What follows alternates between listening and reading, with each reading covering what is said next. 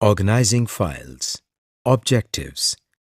इस लेसन में हम सीखेंगे कि डायरेक्टरीज या फोल्डर्स क्या होते हैं और इनकी मुख्तलिफ खसूसियात के बारे में मालूमात हासिल करेंगे।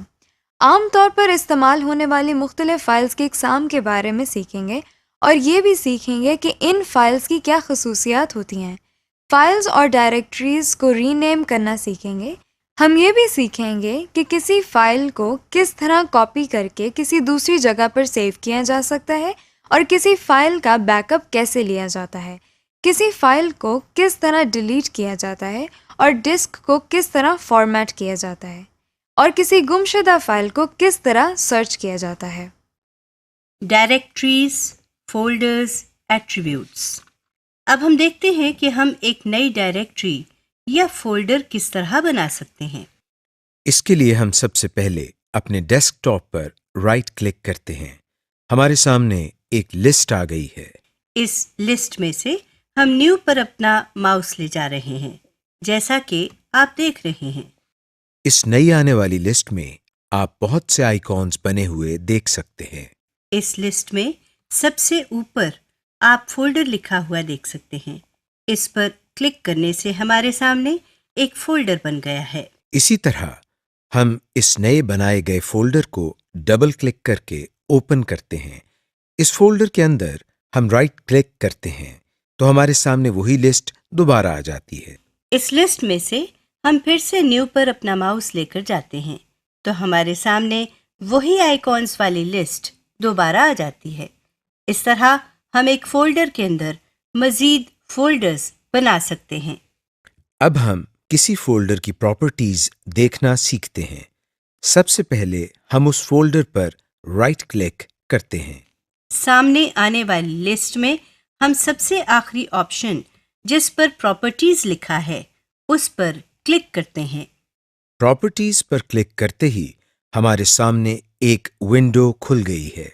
ये विंडो हमारे बहुत काम की विंडो है। आप देख सकते हैं कि इस विंडो के टाइटल बार में फोल्डर के नाम के साथ प्रॉपर्टीज लिखा है। इस विंडो में आप एक फोल्डर का निशान बना हुआ देख रहे हैं। इस फोल्डर के निशान के सामने इस फोल्डर का नाम लिखा हुआ है। इस फोल्डर के निशान के नीचे आप इस फोल्डर के बारे में तमाम मालूमात हासिल कर सकते हैं। मिसाल के तौर पर आप इस फोल्डर की टाइप देख सकते हैं। इसके अलावा आप इस फोल्डर की अपने कंप्यूटर पर लोकेशन भी देख सकते हैं, यानी ये फोल्डर आपके कंप्यूटर पर कहाँ पड़ा हुआ है। आप इसी विंडो में लोकेशन के नीचे साइज लिखा हुआ देख रहे हैं। यह आपको बताता है कि जिस फोल्डर की प्रॉपर्टीज आप देख रहे हैं उस फोल्डर का साइज कितना है। साइज ऑन डिस्क आपको बताता है कि इस फोल्डर ने आपके कंप्यूटर पर कितनी जगह ली है। इसके नीचे आप कंटेन्स लिखा हुआ देख रहे हैं। यहाँ से आप देख रहे हैं कि इस फोल्डर में कितनी मजीद फाइल्स और फोल्डर्स हैं। कंटेन्स के नीचे क्रिएटेड लिखा है। यह हमें बताता है कि ये फोल्डर किस तारीख को कितने बजे बनाया गया था। Most widely used types of files. अब हम कुछ ऐसी फाइल्स देखते हैं जो हमारे इस्तेमाल में बहुत ज़्यादा आती हैं। इन फाइल्स के आइकॉन्स की पहचान आपके लिए बहुत ज़रूरी है। हम डेस्कटॉप पर दोबारा राइट क्लिक करते हैं और फिर अपने माउस को न्यू पर ले जाते हैं। हमारे पास एक और लिस्ट आ गई है। इस लिस्ट में आप एक आइकॉन देख रहे हैं जिस पर W लिखा है। यह आइकॉन हमेशा माइक्रोसॉफ्ट वर्ड के लिए इस्तेमाल किया जाता है। इस आइकॉन के सामने माइक्रोसॉफ्ट वर्ड डॉक्यूमेंट लिखा भी हुआ है। किसी फाइल या फोल्डर के अंदर अगर राइट क्लिक किया जाए तो माउस को न्यू पर ले जाने से हम ये लिस्ट देख सकते हैं। किसी भी जगह माइक्रोसॉफ्ट वर्ड में कोई डॉक्यूमेंट बनाना हो तो उस डॉक्यूमेंट के सामने जो आइकॉन बना हुआ आएगा वो बिल्कुल वैसा ही होगा जैसा आपने अभी मुलाहजा किया। इसका मतलब यह है कि माइक्रोसॉफ्ट वर्ड के लिए सिर्फ एक ही आइकॉन है। जहां भी हम वर्ड का डॉक्यूमेंट बनाएंगे वहां हमको यही आइकॉन नजर आएगा। बिल्कुल इसी तरह जिस तरह हमारे पास वर्ड प्रोसेसिंग के लिए एक आइकॉन है, उसी तरह हमारे पास स्प्रेडशीट्स के लिए भी एक आइकॉन मौजूद है। जिस लिस्ट में हमने माइक्रोसॉफ्ट वर्ड के लिए आइकॉन देखा था, उसी लिस्ट में हम माइक्रोसॉफ्ट एक्सेल वर्कशीट लिखा हुआ देख सकते हैं। इसके सामने क्रॉस बना हुआ है। जहां भी हम माइक्रोसॉफ्ट एक्सेल की स्प्रेडशीट्स बनाना चाहते हैं, वहां यही क्रॉस का आइकॉन बना हुआ आता है। स्प्रेडशीट्स और वर्ड प्रोसेसिंग की तरह डेटाबेसेस के लिए भी हमारे पास एक आइकॉन है। इस लिस्ट में आप माइक्रोसॉफ्ट एक्सेस डेटाबेस लिखा हुआ देख सकते हैं। हम माइक्रोसॉफ्ट एक्सेस को डेटाबेस बनाने के लिए इस्तेमाल करते हैं। इसके सामने बने हुए आइकॉन की पहचान भी कर लें। ये एक डब्बे के अंदर ए लिखा हुआ है। हमारे पास प्रेजेंटेशंस के लिए भी एक सॉफ्टवेयर मौजूद है। आप माइक्रोसॉफ्ट पावरपॉइंट प्रेजेंटेशन लिखा हुआ देख सकते हैं। जो आइकॉन इसके सामने बना हुआ है, ये हमेशा प्रेजेंटेशन डॉक्यूमेंट्स के लिए ही इस्तेमाल होता है। इन सब एप्लीकेशंस को मजीद डिटेल से हम बाद में देखेंगे। File attributes. अभी हमने फोल्डर्स के एट्रीब्यूट्स देखे। अब हम फाइल्स की प्रॉपर्टीज और एट्रीब्यूट्स देखते हैं। इसके लिए हम डेस्कटॉप पर एक फाइल बनाते हैं।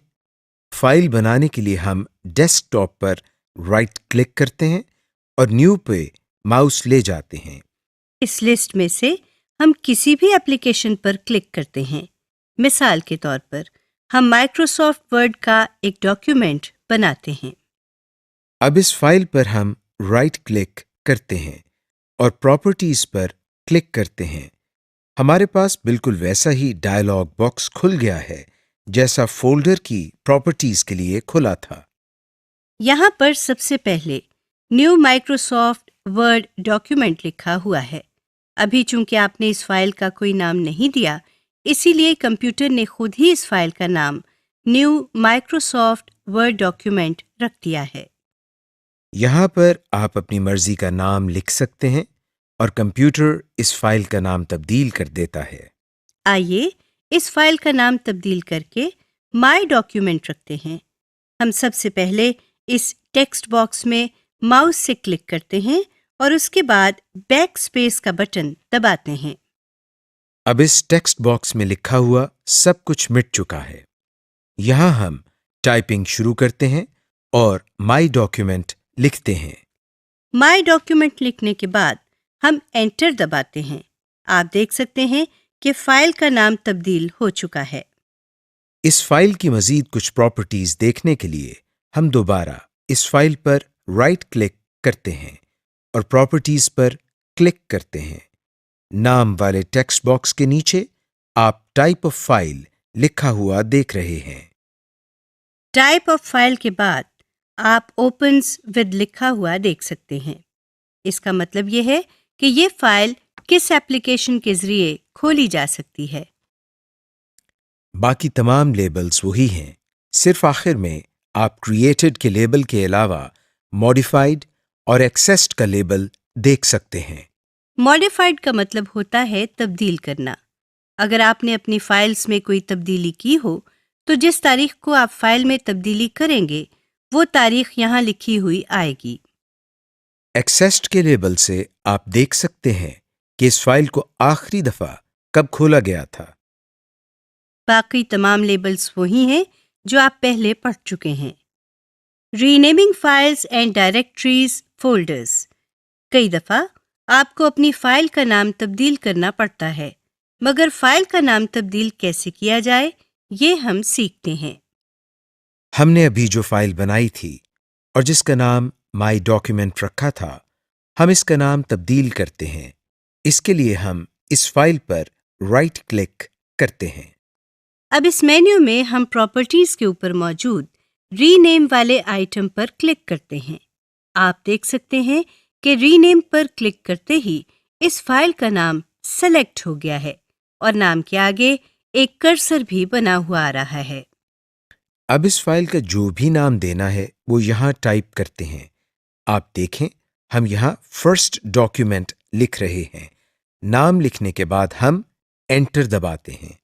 इसी तरह कोई भी फाइल जो डेस्कटॉप पर हो या किसी और फोल्डर में, उस पर राइट क्लिक करके रीनेम के जरिए हम इस फाइल या फोल्डर का नाम तब्दील कर सकते हैं। Selecting files. ये तो आप जानते ही हैं कि किसी आइकॉन पर क्लिक करने से वो आइकॉन सिलेक्ट हो जाता है। अब हम सीखते हैं कि अगर हमने एक से ज्यादा आइकॉन्स को सिलेक्ट करना हो तो हम क्या करें। अगर हमने इन आइकॉन्स को सेलेक्ट करना हो जो इकट्ठे पड़े हुए हैं, तो एक से ज्यादा आइकॉन्स को सेलेक्ट करने के लिए शिफ्ट के बटन के साथ एरो कीज का इस्तेमाल करते हैं। इसी तरह अगर हम चाहते हैं कि उन आइकॉन्स को सिलेक्ट करें जो इकट्ठे नहीं पड़े हुए, तो हम शिफ्ट के बजाय कंट्रोल की इस्तेमाल करते हैं और माउस से उन आइकॉन्स को सिलेक्ट कर लेते हैं। Copy and paste files. अब हम एक बहुत ही मजेदार और इंटरेस्टिंग चीज देखते हैं। हम एक ही फाइल की जितनी चाहें कॉपीज बना सकते हैं। इसके लिए हम आइकॉन पर राइट क्लिक करते हैं और फिर कॉपी पर क्लिक करते हैं। अब जहां हम इस फाइल को पेस्ट करना चाहते हैं, वहां पर जाकर हम राइट क्लिक करते हैं और मेन्यू में से पेस्ट पर क्लिक करते हैं। आप देख सकते हैं कि स्क्रीन पर एक और आइकॉन बना हुआ आ गया है, जिसके नाम में फाइल के नाम के बाद कॉपी भी लिखा हुआ है, जिसका मतलब है कि हमने अपनी फाइल की एक और कॉपी बना ली है। Make backup copies. अगर हम अपनी फाइल को अपने कंप्यूटर पर भी रखना चाहें और इस फाइल को किसी USB में भी महफूज करना चाहें, तो इसके लिए भी हमारे पास एक बहुत ही आसान तरीका है। सबसे पहले आप USB को कंप्यूटर की USB पोर्ट में लगाएं। अब जिस तरह हमने एक फाइल अपनी मर्जी के फोल्डर में सेव की थी, उसी तरह हम किसी भी फाइल को USB में भी सेव कर सकते हैं। सबसे पहले हम फाइल को कॉपी करेंगे। अब हम कंप्यूटर की विंडो खोलेंगे। इसमें आप अपने सामने रिमूवेबल डिस्क लिखा हुआ देख रहे हैं। USB चूंकि ऐसी डिस्क है जो आसानी से कंप्यूटर के साथ लगाई और उतारी जा सकती है, इसलिए कंप्यूटर इसको रिमूवेबल डिस्क से जाहिर करता है। इस पर डबल क्लिक करके ओपन कर लें। अब कॉपी की हुई फाइल को USB में सेव करने के लिए हम यहां पर राइट क्लिक करते हैं और पेस्ट पर क्लिक करते हैं। दूसरे तरीके में हम फाइल को कॉपी किए बगैर USB ड्राइव में महफूज करते हैं। जिस फाइल की हम कॉपी बनाना चाह रहे हैं, हम इस फाइल पर राइट क्लिक करते हैं और अपने माउस पॉइंटर को सेंड टू पर लेकर जाते हैं। अब जो मेन्यू हमारे सामने है, उसमें हम रिमूवेबल डिस्क पर क्लिक करते हैं। इस पर क्लिक करते ही हमारी फाइल USB में जाना शुरू हो गई है। फाइल को कॉपी करने से हम एक ही फाइल को दो जगह महफूज कर सकते हैं। अगर हम चाहें कि हम अपनी फाइल को एक फोल्डर से निकालकर दूसरे फोल्डर में महफूज करना चाहें, तो हम फाइल को कॉपी करने के बजाय कट करते हैं। फाइल पर राइट क्लिक करके हम कट पर क्लिक कर रहे हैं।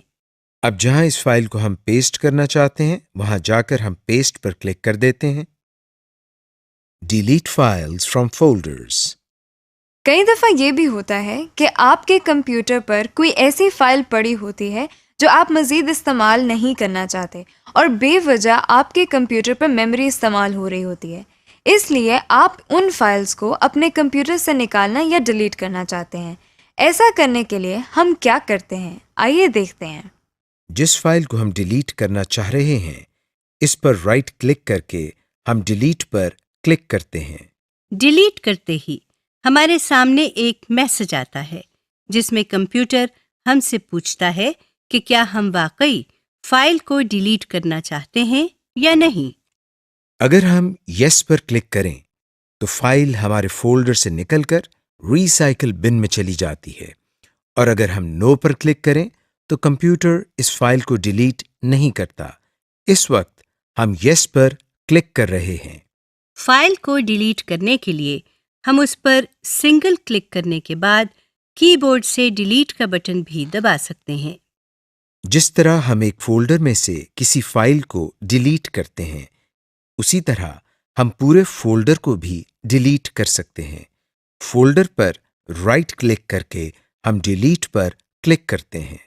कंप्यूटर एक दफा फिर पूछता है कि क्या हम वाकई फाइल को डिलीट करना चाहते हैं या नहीं। हम यस पर क्लिक करते हैं क्योंकि हम इस फोल्डर को डिलीट करना चाहते हैं। फॉर्मेट ए ड्राइव।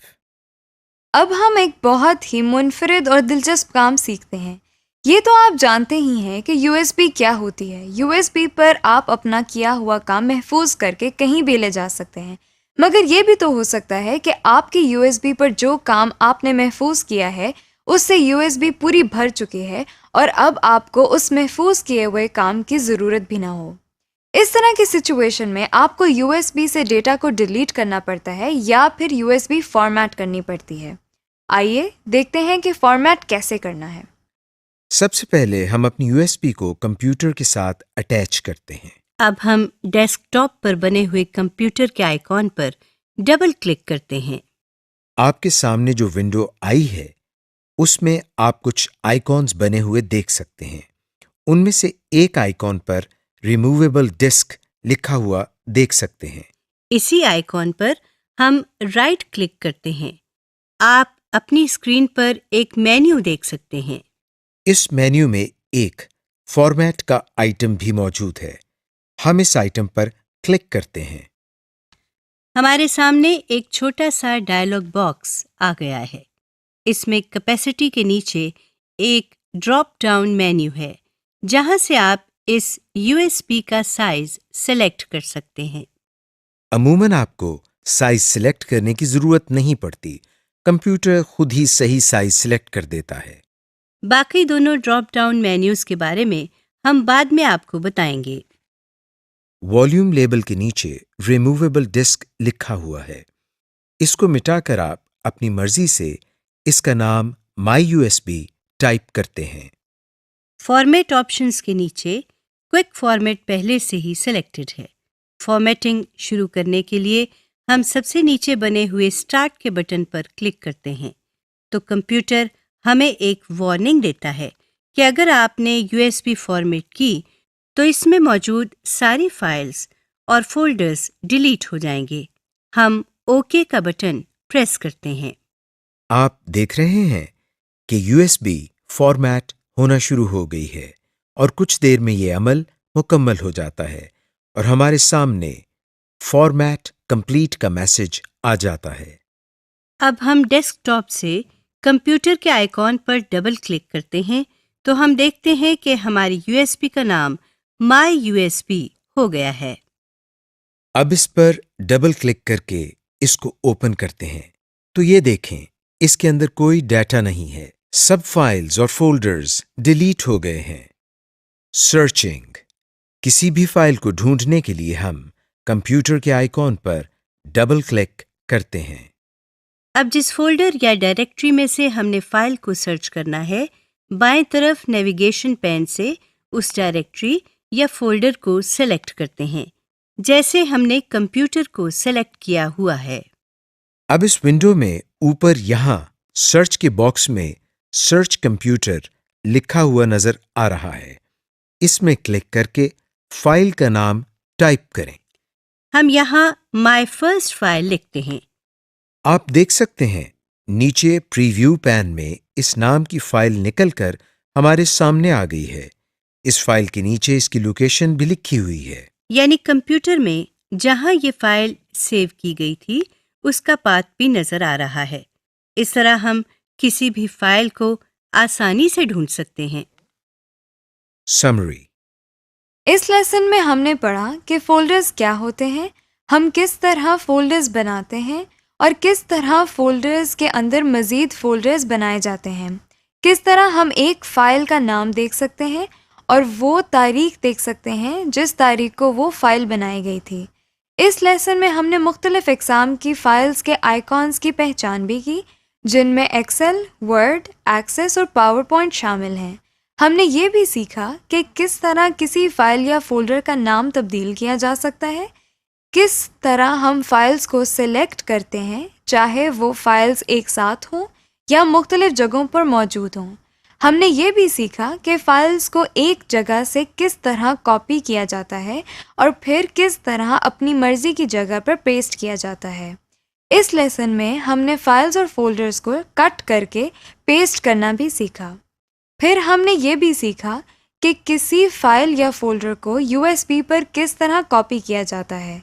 हमने फाइल्स और फोल्डर्स को डिलीट करना भी सीखा और USB को फॉर्मेट करना भी सीख लिया।